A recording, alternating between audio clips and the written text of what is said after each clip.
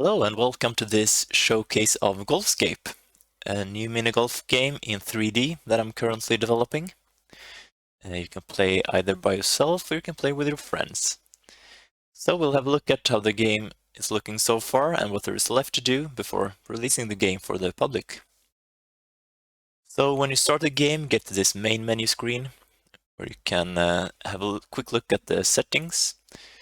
Change, for example, the username. You can change effects volume, music volume, pretty standard stuff. In the balls tab, you can change the ball color here. I will add some more options later. And in the controls, you can see all the available controls in the game. And if you have played, for example, Golf It, you notice that the controls are heavily inspired by that game. But if you want to change a key, you just press on it. For example, if you press a G key here on the keyboard, you see that it changes to the G key. And if you want to reset back to the default controls, you simply press this button up here, and it will go back to the R key instead. Alright, so let's save this one, go back to the play menu, and here we have two choices. You can either host a game, or you can join an already existing game. So if you want to host a game, you simply write your preferred server name, pick the course you want to play. Currently there is just one course, but I will add more courses before the release. And you can limit the maximum amount of players in the game. And you press host game here. But in this case, we will join the already existing game that I set up on a separate screen. So we have room number 1 here with 1 out of 6 players. And we have the course that is currently in the room. Right, so here's the room menu, where you can see the host, the golfer number 1, and ourselves, which is currently in the status of waiting, because we can still change some player settings here. And when we feel like we are ready, we press the ready button to let the host know that we are ready to play. So if we look at the host screen here, this one, we can see that golfer number 2 is now ready. And we have some options as a host to change, for example, maximum number of strokes on each hole, currently set to 8.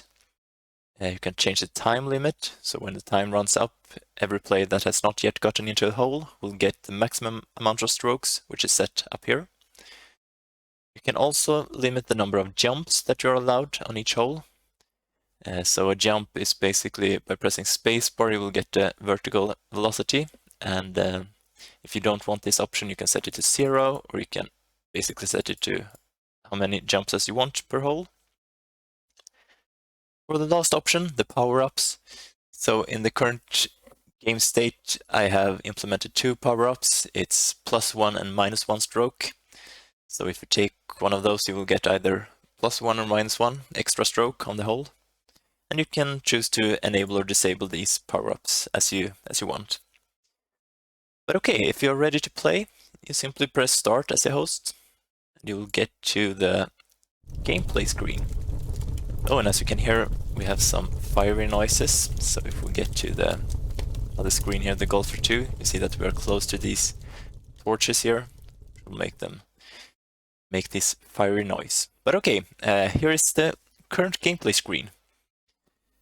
You move around with your mouse to aim, and you can also scroll out or zoom in with the scroll wheel. And as you can see, straight ahead we have a +1 power-up, bumping up and down over there. So if you want to shoot here, you press once to get up the power bar. And when you feel like you are happy with the power, you simply click again to move. Alright, so there we went and have strokes +1. So as you can see in the bottom right corner there, I have now 2 strokes. And then it's simply a normal minigolf game where you try to get into the hole in as few strokes as possible. So if we, oops, so if we get into the hole here, see that we've got a double bogey there, and we go to observe the player 1 or the golfer 1 here. If you have more than 1 player in the game, you can pick which player to observe with the right and left key. Right now we just have this golfer number 1 here.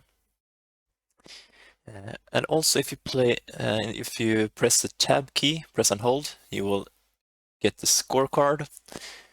As you can see, golfer number 2, which is us, got a 5 on the hole, and golfer number 1 has not yet hit a shot and is still at 0. But okay, as we see in the top right corner, the time is running up, so the golfer number 1 will get the maximum number of strokes, which is set to 8. There we go, run out of time, and we jump to the next hole. If we look at the scorecard again, you can see that golfer number 1 now has 8 strokes. But on this second hole, we have a power up -1. So if we manage to get this one, we will have to make a jump and we will get -1 strokes. So let's see how that goes. Right, so -1 strokes, and as you can see, we are still on 0 strokes. And that means that we can, not get a hole in one this time, but maybe next time. All right. Yeah, so the other thing you can do is to press the V key, which enables the free cam mode. So you can now look around with your mouse as much as you want, and with WASD keys, you can move forward, backward, left, right. So this is perfect if you have a hole where you don't know what is going on, so you can sort of move around and see where the hole is. You can also shoot in this mode if you want to. I find it a bit hard, but maybe sometimes it could be useful. And if you want to get back to the normal mode, you just press V key again. So you get back to this mode where you can play again, and you can start observing the other player. And if you want to exit the game, you just press escape key, where it also has the settings. Change ball color again, or you can choose to exit back to the main menu. And for the player who's still in the game, right here, player number 1, as you can see, golfer number 2 has now disappeared from the scorecard, but this player can play on as normal. Right, so that's GolfScape for you. If you have any comments or any suggestions on new things to implement, or if you want to see anything special in the game, please let me know in the comments below, or send me an email, and I will try to implement as much as possible. The plan now is to implement more sort of power-ups and abilities for the ball, so it happens more on the course, like explosives, might have extra jumps or speed pads or something else. So if you have any more suggestions on that, then please let me know as well. And if you want to have a more in-depth look at the code, please let me know and I will sort of have an overview of that, and then we can go more deeply into the code and how everything works. But yeah, that's it for now, and I talk to you in the next video. Bye bye!